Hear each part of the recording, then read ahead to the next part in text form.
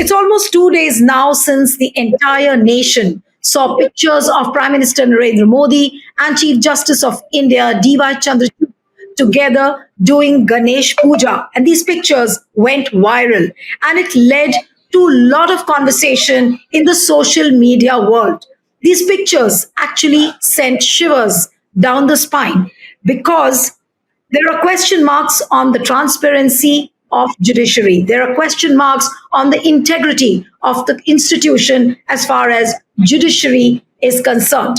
We'll continue this conversation, and there are several other issues on which we will be talking to a very special guest. Joining me now today is former Supreme Court judge, former chairperson of the Press Council of India, Justice Markandey Katju, who's just not a judge, but he writes on various issues. Thank you so much, Justice Katju, for coming on Truth Be Told on HW News. Thank you so much for joining. And so my first question to you is, what would you really say to these pictures which became viral of Prime Minister Narendra Modi and Justice D.Y. Chandrachud doing Ganesh Puja together? In my opinion, it was highly improper of the Chief Justice of India to have invited Prime Minister Modi to his residence for Ganesh Puja. Judges and politicians should not mix with each other, otherwise the wrong impression goes to the public that there is no independent judiciary. And also, there is a principle that justice should not only be done, but appear to be done.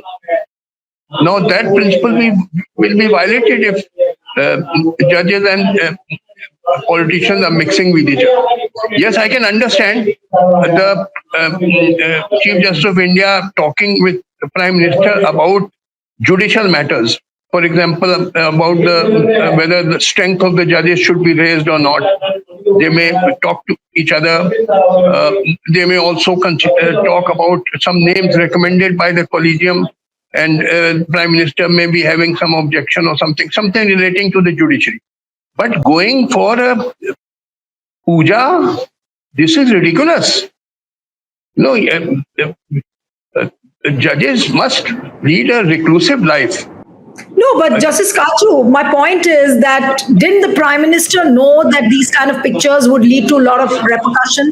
Didn't the Chief Justice of India, D.Y. Chandrachud, realize the repercussions? Now, when these pictures became viral, and even though if it was a personal function, a personal puja function, why were these pictures released? These pictures could have easily been controlled. The CJI's office could have told the photographers not to publish this. Similarly, PMO could have told the photographers not to publish it. But deliberately, these pictures were put out. Prime Minister Narendra Modi himself tweeting it. So what would one make of it? That this was a deliberate act? And if it was a deliberate act, why was it done? Of course, it was a deliberate act because the Prime Minister himself tweeted about it. You see, yes. So therefore, there's no doubt it was a deliberate act.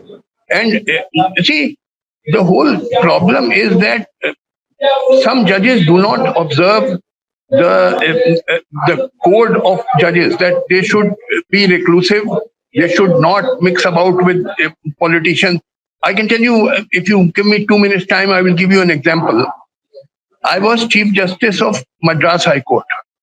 I never ever met the Chief Minister Jayalalitha or her opponent Mr. Karunanidhi. I never went to their residence or met them anywhere.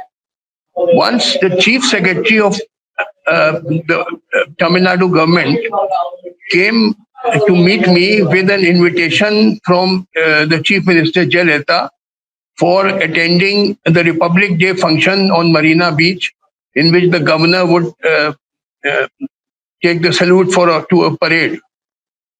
I told the Chief Secretary, please don't mind, but I don't attend functions.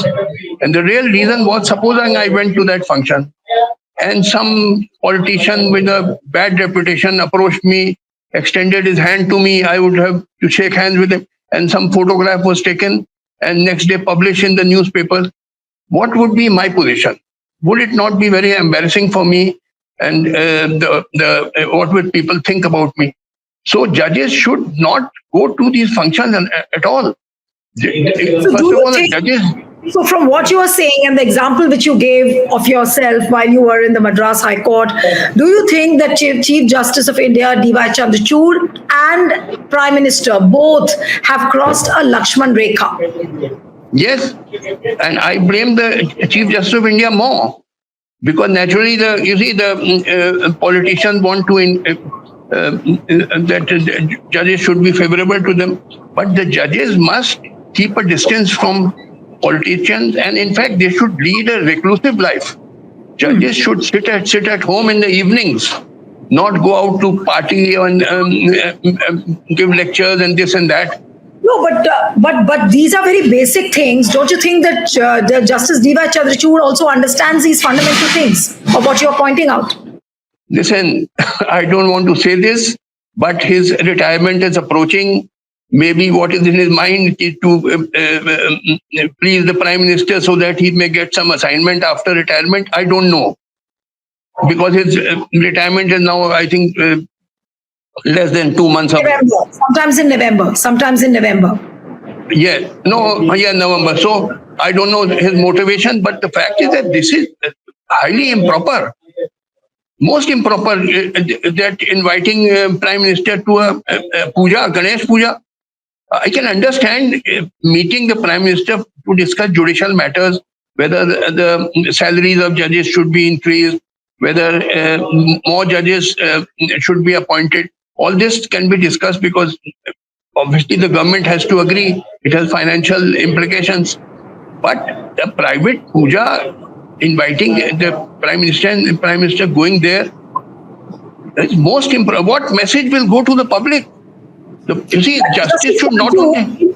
But as far as the judicial propriety is concerned, do you think that this was a blunder made by CJI as well as the Prime Minister? Yes, because as I said, there is a principle that justice should not only be done, it should appear to be done. This was laid down by Lord Hubert in the case of Rex versus Sussex judges in 1924. I've sent you the article. You may read it. Yes, I saw that.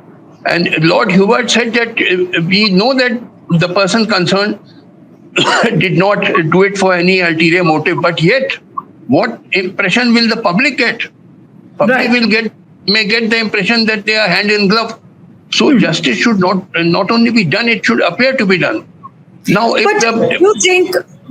you think that the damage which has been done, can it be revoked in any way, or there's a permanent damage now? This is a permanent scar on judiciary. This has not only been done by the present Chief Justice of India. Such things have been done in the past by many Chief Justices of India. So now, you see, you would remember Mr. Shanti Bhushan once gave an application in Supreme Court, I think in 2009 or 2010, saying that half the previous 16 Chief Justices of India were corrupt. He named them. And thereafter also many Chief Justices of India came and retired, about whose reputation there was a big question mark. So therefore, this is not something new. This has been going on for quite some time. Stay ahead with our cutting-edge news app. Instantly access the latest shorts in just 1 minute and breaking news in just 50 words. Download now for a smarter, faster news experience.